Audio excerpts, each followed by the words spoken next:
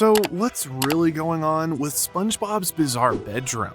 You've got the diving board, the bed perched up high, an alarm clock that seems to be louder than life itself. But is there more to it? Is SpongeBob's bedroom just a random collection of quirky items, or could it hold some deeper meaning about the world of Bikini Bottom? Or even about SpongeBob himself? I mean, what if SpongeBob's bedroom is not just a backdrop, but a mirror of his personality? This simple thought made me dig deeper, and well, I have found quite a few extraordinary details about his bedroom. More interestingly, I found some really bizarre theories on Reddit. But to truly understand what's going on in his bedroom, we need to take a look at the evolution of this room over the years.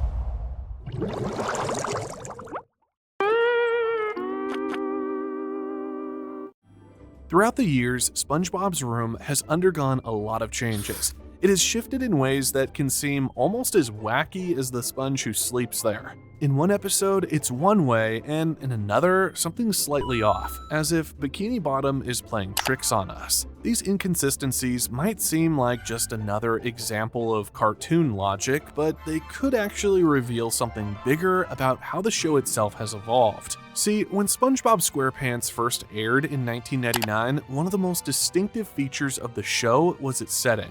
Bikini Bottom felt like a fully realized undersea world that somehow managed to be both relatable and completely absurd. And SpongeBob's bedroom? It was no exception. In the early seasons, the room had a relatively simple design: a diving board leading up to a massive ornate bed, a wooden floor, a circular window, and a huge alarm clock that seemed comically oversized for the space. These elements felt quirky but consistent with SpongeBob's playful personality. Nothing about it felt out of place for a sponge who lives on a pineapple. However, as the seasons went on, SpongeBob's bedroom became a more dynamic space.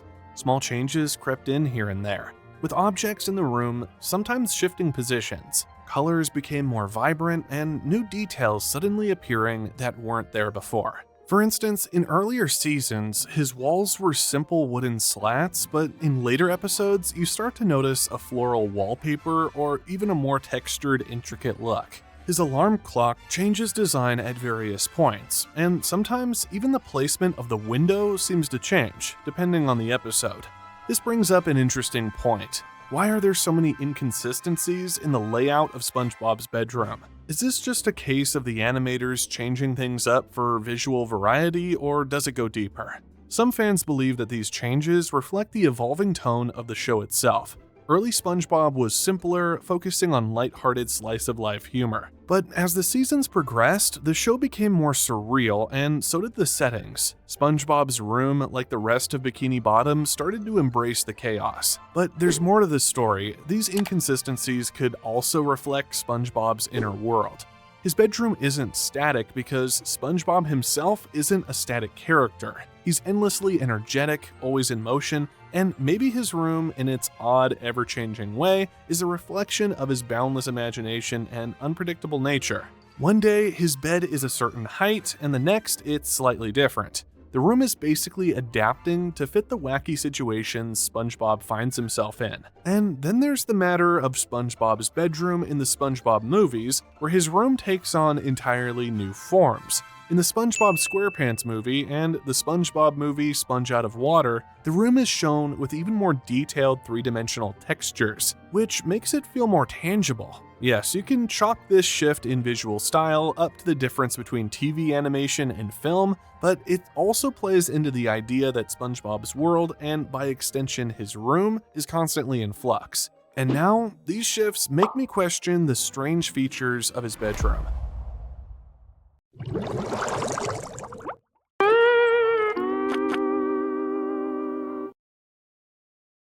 I mean, SpongeBob's bedroom is packed with odd, unique features that perfectly match his quirky personality, like a full-on diving board leading into his bed. You might be asking, why does SpongeBob need to dive into his bed every night? I believe that this small yet ridiculous feature highlights something essential about SpongeBob.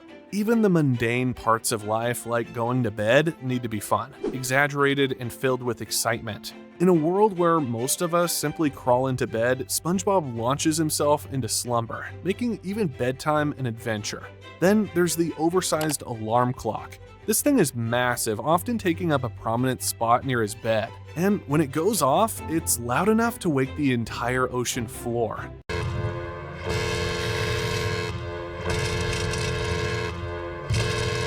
And the alarm clock is practically a character in itself. Its exaggerated size and noise reflect SpongeBob's over-the-top enthusiasm for life.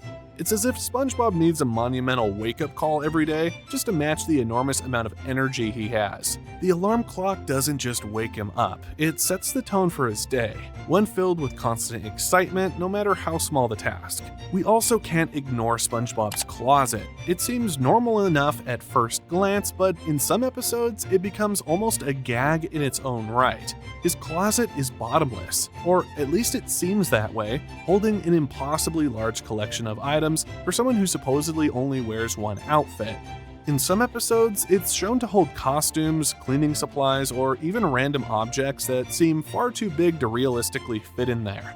This bottomless closet may be a reflection of SpongeBob's endless curiosity and ability to find joy in even the smallest, most random things. His closet, much like SpongeBob's imagination, has no limits. Lastly, there's his iconic bed, positioned high off the ground, often with ladders or steps leading up to it. It stands out because of how elaborate it seems for someone so simple-minded. The bed is usually large and ornate, with posts and designs that almost make it seem regal despite SpongeBob's playful, childlike personality. All these features combine to make SpongeBob's bedroom a place where logic is secondary to fun. But what do these features say about his character?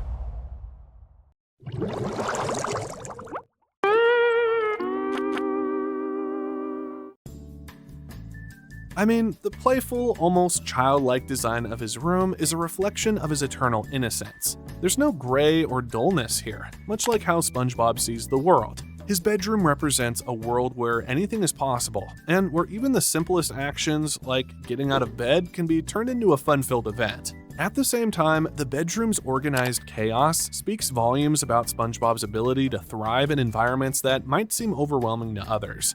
His room, much like his life, is filled with loud, oversized objects, strange features, and a general sense of disorder. Yet, SpongeBob never seems fazed by it. He navigates his room and his life with a sense of ease and comfort, even when things don't make sense. The fact that his bed is so tall and elaborate, paired with the diving board, also reveals something about SpongeBob's need for routine and comfort. While the diving board is a playful detail, it also shows that SpongeBob has his own specific way of doing things, even when those things don't seem practical to anyone else. I would say that SpongeBob's bedroom is a perfect metaphor for his eternal optimism. No matter what happens in his life, whether it's a bad day at work or a fight with Squidward, he comes back to this bright, quirky room that seems immune to the negativity of the outside world. But, and there's always a but, is there any possibility that all of these features have hidden symbolism?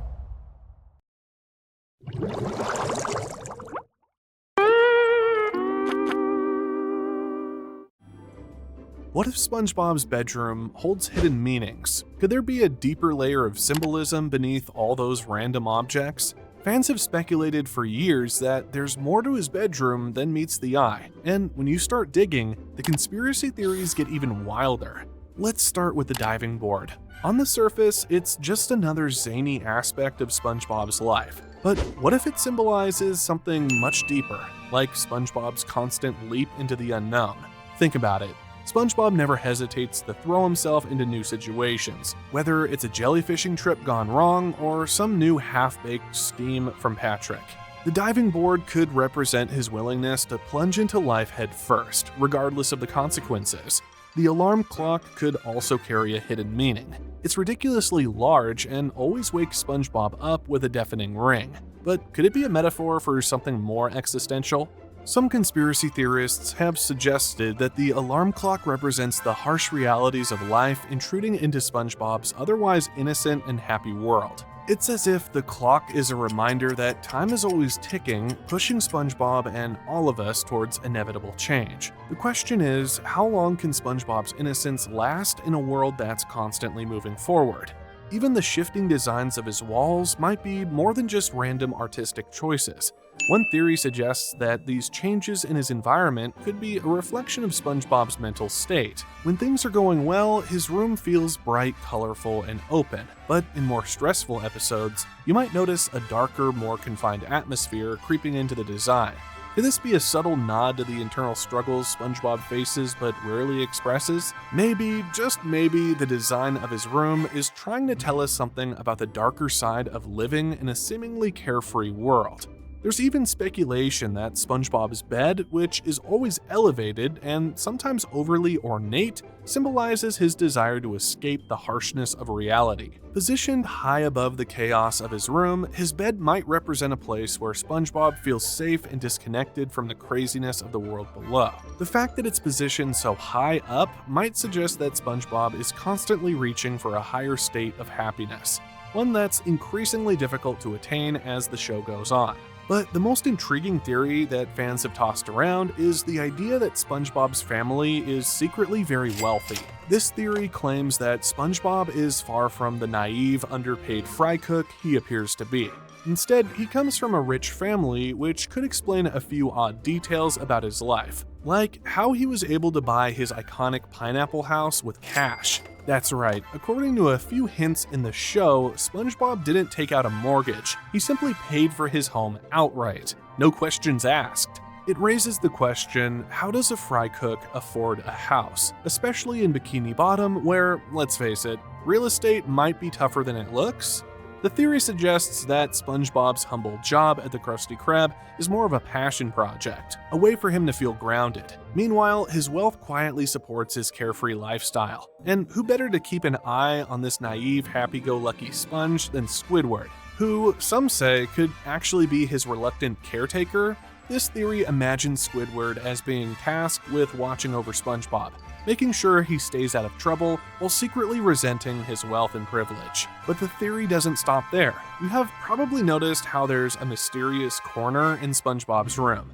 Some fans believe that this corner hides something crucial, perhaps a passageway that leads to a secret vault or a hidden part of SpongeBob's house. This could be where he stores the treasures of his wealthy upbringing or where he retreats when things get too chaotic. It might even explain how SpongeBob always seems to have everything he needs, no matter the situation.